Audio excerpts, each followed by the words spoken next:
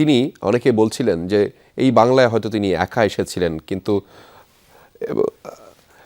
এবং তিনি এখানে এসেছিলেন, এখানে তিনি হয়তো এই বাংলায় তার জন্মগ্রহণ করেছিল যে একা এসেছিলেন, কিন্তু যাচ্ছেন লাখো কোটি মানুষের ভালোবাসায় সিক্ত হয়ে। সেই সিক্ত হয়ে ভালোবাসার যে অন্তিম যাত্রা, সেটি হয়তো আর একটু পরেই আনুষ্ঠানিকতা শুরু হবে। তার আগে প্রচুর মানুষ কিন্তু বিভিন্ন জায়গা থেকে, দেশের বিভিন্ন প্রান্ত থেকে ক্রমান্বয়ে একের পর এক আসছেন। আমি যদি দর্শক আপনাদেরকে একটু বলে রাখি যে 9 বছর সংগ্রাম করবার পরে মূলত যে স্বৈরাচারী শাসন ব্যবস্থার, অর্থাৎ সামরিক শাসন ব্যবস্থার হটিয়ে বাংলাদেশে সংসদীয় গণতন্ত্র চালু করেছিলেন বেগম খালেদা জিয়া, এবং 1991 সালে তিনি সরকার প্রধান হিসেবে দায়িত্ব নিয়েছিলেন। এই দেশের প্রধানমন্ত্রী হয়েছেন। বাংলাদেশের প্রথম কোনো নারী প্রধানমন্ত্রী পেয়েছিল বাংলাদেশ। এবং 1991 সাল থেকে 2008 সাল পর্যন্ত এই পুরো সময়ে 23টি সংসদীয় আসনের 5টি নির্বাচনে 23টি সংসদীয় আসনে কোথাও তিনি হারেননি। অর্থাৎ তার জীবনে পরাজয় বলে, অর্থাৎ মানুষের ভালোবাসার পরাজয় ঘটেনি, সবসময় জয় হয়েছে। আজও মানুষের জয় হবে, ভালোবাসার জয়, মানুষের জয়। এবং সেই মানুষ এসেছে তাকে শেষ বিদায় জানানোর জন্য। সেই খবর জানাচ্ছেন আমাদের সহকর্মীরা। এই মুহূর্তে রাব্বি হোসেন যুক্ত রয়েছেন শ্যামলী এলাকা থেকে, এবং তিনি সেখান থেকে মানুষের যে ঢল, অর্থাৎ এই গাবতলী এলাকা থেকে যে মানুষের ঢল আসছে ক্রমান্বয়ে আসাদ গেট হয়ে মানিক মিয়া এভিনিউতে প্রবেশ করছেন, সেই খবর তিনি জানাবেন। রাব্বি, আপনি কি দেখছেন? এর আগে আখলাকুস সাফা জানাচ্ছিলেন দৃষ্টির সীমানায় যতটুকু চোখ যায় পুরোটা জুড়েই শুধু মানুষ আর মানুষ। আপনার সেখানে কি চিত্র রয়েছে? চুল পড়া অনেক কমে গেছে। থ্যাংক ইউ মা। চুলের ভিটামিন জুই মাল্টিভিটামিন কোকোনাট অয়েল। আমি এখন শ্যামলীতে আছি। আমার যতটুকু চোখ যায় পুরো লোকারণ্য হয়ে গিয়েছে এখানে জনস্রোত। এই জনস্রোতে আসলে কে নেই? কৃষক আছেন, জনতা আছেন, দিনমজুর আছেন, রিক্সা চালক আছেন, পাশাপাশি শ্রমজীবী মানুষরাও আছেন যারা দীর্ঘ পথ পাড়ি দিয়ে, অর্থাৎ পায়ে হেঁটে গাবতলী থেকে এই সংসদ ভবন এলাকার দিকে ছুটে যাচ্ছেন শুধুমাত্র তাদের যিনি নেত্রী রয়েছেন তাকে বিদায় দেওয়ার জন্য। এই বিদায় তারা বলছেন যে শুধুমাত্র শরীরের প্রস্থান, মনের কিংবা হৃদয়ের নয়, কারণ বেগম খালেদা জিয়া তাদেরকে যা দিয়ে গিয়েছেন, যতটুকু এই গণতন্ত্রের জন্য এই আজকে পুরোপুরি দিতে পারবে না, কিন্তু জানাজায় অংশ নিয়ে তারা যে ভালোবাসা প্রকাশ করছেন সেটি আসলে আমরা দু চোখ ভরে দেখতে পাচ্ছি। নিশ্চয়ই আপনারা ক্যামেরাতেও দেখতে পাচ্ছেন যে যতটুকু চোখ যায় ততটুকু এখানে জনতার ভিড়, জনতার স্রোত শুধুমাত্র পায়ে হেঁটে, অর্থাৎ আশপাশের যে জায়গাগুলো রয়েছে সেখানে পায়ে হেঁটে, অর্থাৎ আশপাশের যে জায়গাগুলো রয়েছে সেখানে বিশেষ করে এই সড়কে কারণে দীর্ঘ পথ তারা পাড়ি দিচ্ছেন। তারা বলছেন যে এই অল্প পথ যেন তাদেরকে দীর্ঘ মনে হচ্ছে, কারণ তাদের এই নেত্রীকে তারা বিদায় দিতে কখনোই তারা চাননি। তারা চেয়েছেন আরো অনেক বছর তাদের এই বাংলাদেশের জন্য, তাদের জন্য আরো অনেক বছর সময় ধরে তাদের নেত্রী তাদের মাঝে থাকবেন। বিশেষ করে এখানে আমরা দেখছিলাম ঢাকার বাইরে থেকে, পঞ্চগড় থেকে, তেঁতুলিয়া থেকে, সিরাজগঞ্জ থেকে, আশেপাশের যেভাবে পেরেছেন সেভাবেই এসেছেন। দুঃখিত, আমরা সকাল থেকে এখানে অবস্থান করছি। আমরা সকালে যে চিত্রটি দেখেছিলাম সেখানে গুটি গুটি করে পায়ে পায়ে হেঁটে মানুষজন আসছিলেন, কিন্তু 8টার পর জনসমুদ্র হয়ে গিয়েছে এই পুরো অঞ্চলটিতে। বিশেষ করে গাবতলী থেকে সংসদ ভবন টিল ফেলার ঠাঁই নেই বলা চলে। এখানে আসা নেতাকর্মীরা বলছেন যে এক সময় তারা এই বেগম খালেদা জিয়ার ডাকে গণতন্ত্রের পুনরুদ্ধার করার জন্য তারা বনজঙ্গলে অবস্থান নিয়েছিলেন, নিজের ঘর ফেলে চলে এসেছিলেন, সন্তান সন্ততি স্ত্রীকে ফেলে তারা চলে এসেছিলেন, রাজপথে নেমে এসেছিলেন, আন্দোলন সংগ্রাম করেছেন এই বেগম খালেদা জিয়ার ডাকে।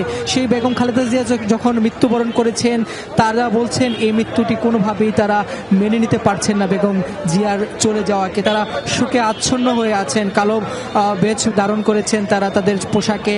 অনেকে বলছেন যে তারা এই সময়ে, অর্থাৎ যখন একটি নির্বাচনের দ্বার প্রান্তে বাংলাদেশে দাঁড়িয়ে আছেন, তারেক রহমান যখন বাংলাদেশে 17 বছর পরে নির্যাতন সয়ে যখন তিনি বাংলাদেশে এসেছেন, করেছেন। জনতার মঞ্চে যখন তিনি দাঁড়িয়ে বলেছেন একটি বাংলাদেশকে নতুন করে বিনির্মাণ করার জন্য, গণতন্ত্র আবারও শক্তিশালী করার জন্য এই বাংলাদেশের মানুষকে প্রয়োজন, গণতন্ত্র পুনরুদ্ধার করার জন্য এই বিএনপির নেতাকর্মীদেরকে উজ্জীবিত তিনি যখন করছিলেন, ঠিক সেই সময়ে বেগম খালেদা জিয়ার এই প্রয়াণ সেটি তারা মেনে নিতে পারছেন না কোনোভাবেই। তারা যেভাবে আসলে বিশেষণ করেন না কেন, এই বাংলাদেশের যিনি নেত্রী খালেদা জিয়া, তিনি কখনোই যতবার তিনি নির্বাচনে দাঁড়িয়েছেন ততবারই তিনি জয়ী হয়েছেন, তিনি জয়ী করেছেন এই বাংলাদেশের সাধারণ মানুষ, বিএনপির তৃণমূলের নেতৃবৃন্দ যারা রয়েছেন। বিশেষ করে খালেদা জিয়া যখন কারাগারে বন্দী ছিলেন তখনও তার এই মুক্তির দাবিতে রাজপথে লড়াই করেছেন। আমরা দেখেছি যে পল্টন মাঠ থেকে সারা দেশের বিভিন্ন জেলা শহরগুলোতে মিছিলে মিছিলে সেখানে স্লোগান তোলা হয়েছিল যে খালেদা জিয়ার মুক্তি চাই। এরপর যখন 5ই আগস্টের পর শেখ হাসিনার সরকারের পতন হয়, আওয়ামী লীগের যখন পরাজয় হয়, শেখ হাসিনা যখন ভারতে পালিয়ে যান, তখন খালেদা জিয়া যখন মুক্তি পান, তখন রাজপথে আবারও দেখা গিয়েছিল বিএনপির নেতাকর্মীদের, তখন আবার অন্যরকম স্লোগান ছিল। তখন তারা বলছিলেন এই যে এত বছর ধরে খালেদা জিয়াকে নির্যাতন করা হয়েছে, খালেদা জিয়ার পরিবারকে, তারেক রহমানকে নির্বাসিত করা হয়েছিল বাংলাদেশ থেকে, তিনি 17 বছর বিদেশে অবস্থান করেছেন, কারা নির্যাতিত ছিলেন, তিনি 18 মাস তিনি কারাগারে ছিলেন, তাকে রিমান্ডের নামে ভয়াবহ নির্যাতন করেছেন। তখনও বেগম খালেদা জিয়া গণতন্ত্রের স্বার্থে, বাংলাদেশের মানুষের স্বার্থে তিনি আপোষ করেননি আওয়ামী লীগ সরকারের সাথে। বলা হচ্ছিল তিনি যে দুর্নীতির মামলায় গ্রেফতার হয়েছিলেন, যখন বিচারিক আদালত সেখানে 7 বছরের সাজা দেওয়া হয়েছিল, সেটি উচ্চ আদালতে গিয়ে যখন 10 বছর হয়ে গিয়েছিল, তখনও বিএনপির নেতাকর্মীরা, তৃণমূলের নেতাকর্মীরা দাবি করেছিলেন যে এই মিথ্যা মামলা থেকে তাকে মুক্তি দেওয়া হোক। কিন্তু যখন এই 5 আগস্টের পর যখন তিনি মুক্তি পেলেন, তিনি আসলে মৃত্যু থেকে পালাতে পারলেন না।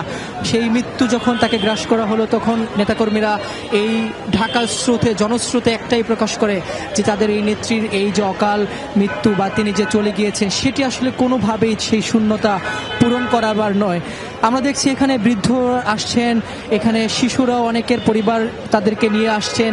তারা বলছেন যে আজকের এই দিনটি তাদের জন্য একদিকে যেমন ব্যথাতুর, একদিকে যেমন সুখের, অন্যদিকে তাদের জন্য একটি বড় কি বলে দীর্ঘশ্বাসের দিন তারা বলছেন। কারণ খালেদা জিয়া আর কখনোই রাজনীতির মাঠে, রাজনীতির ময়দানে স্লোগান দেবেন না, স্লোগানে তারা আর কখনোই খালেদা জিয়ার এই কণ্ঠ, খালেদা জিয়ার এই ভাষণ তারা শুনতে পারবেন না। এই যে একটা আক্ষেপ, সেই আক্ষেপ কিছুটা হলেও গুছাতে চান তারা আজকের এই জানাজায় অংশ নিয়ে। এখানে সর্বস্তরের মানুষ অংশ নিয়েছেন, জনতার ঢল বলা চলে। অর্থাৎ এই গাবতলী থেকে শুরু করে সংসদ ভবন পর্যন্ত যতটা চোখ যায় শুধু মানুষ আর মানুষ বলা চলে। শুধু যে এখানে বিএনপির নেতৃবৃন্দরা রয়েছেন, বিএনপির নেতাকর্মীরাই রয়েছেন, বিষয়টি তেমন নয়। এখানে কৃষক রয়েছেন, শ্রমিক রয়েছেন, দিনমজুর রয়েছেন, যারা রিক্সা চালান তারা রয়েছেন। আজকে তারা রিক্সা বন্ধ করে অংশ নিচ্ছেন এই জানাজাতে। অর্থাৎ এখানে লক্ষ লক্ষ মানুষ বলা চলে, যে কত পরিমাণ মানুষ সেটি হয়তো ধারণা করা যাচ্ছে না, আমরা হয়তো গণনা করে শেষ করতে পারবো না, এটি হয়তো গণনা করে শেষ হওয়ার কথাও নয়। তবে এত পরিমাণ মানুষ এখানে আসছেন, শুধু পুরুষ নয়, নারীরাও এসেছেন, নারী নেতৃবৃন্দ রয়েছেন, তরুণরা এসেছেন, তারা অংশ নিচ্ছেন এই জানাজায়। কারণ তারা বলছেন গণতন্ত্রের যিনি আজীবন সংগ্রাম করেছেন, যিনি কারাগারে থেকে তারপরে যখন নির্যাতিত ছিলেন, যখন তার পুত্র হারানোর শোক, স্বামী হারানোর শোক, সেটিও যখন তাকে কাতর করছিল, তখনও তিনি গণতন্ত্রের কথা বলেছেন, তখনও তিনি বাংলাদেশের হাল ধরেছেন। বিএনপির নেতাকর্মীদের ভাষায় যদি বলতে হয়, যতবার এই বাংলাদেশ পথ হারিয়েছে, যতবার এই বাংলাদেশ গণতন্ত্র হারিয়েছে, ততবারই হাল ধরেছিলেন বেগম খালেদা জিয়া। ততবারই তিনি আসলে বাংলাদেশের পথ হাল ধরেছেন, বাংলাদেশকে নেতৃত্ব দিয়েছেন এবং সেই বাংলাদেশ নেতৃত্ব দেয়ানের মধ্যে অর্থাৎ 3বারের প্রধানমন্ত্রী নির্বাচিত হয়েছেন তিনি। এবং তার শাসন আমলে মূলত শুরু হয়েছিল সংসদীয় গণতন্ত্রের যে ব্যবস্থা, সেটিও অর্থাৎ শহীদ প্রেসিডেন্ট জিয়াউর রহমান বহুদলীয় গণতন্ত্রের যে ধারা শুরু করেছিলেন, সেটির আসলে বাস্তবায়নের আলটিমেট বাস্তবায়ন ঘটান মূলত হচ্ছে যে বেগম খালেদা জিয়া।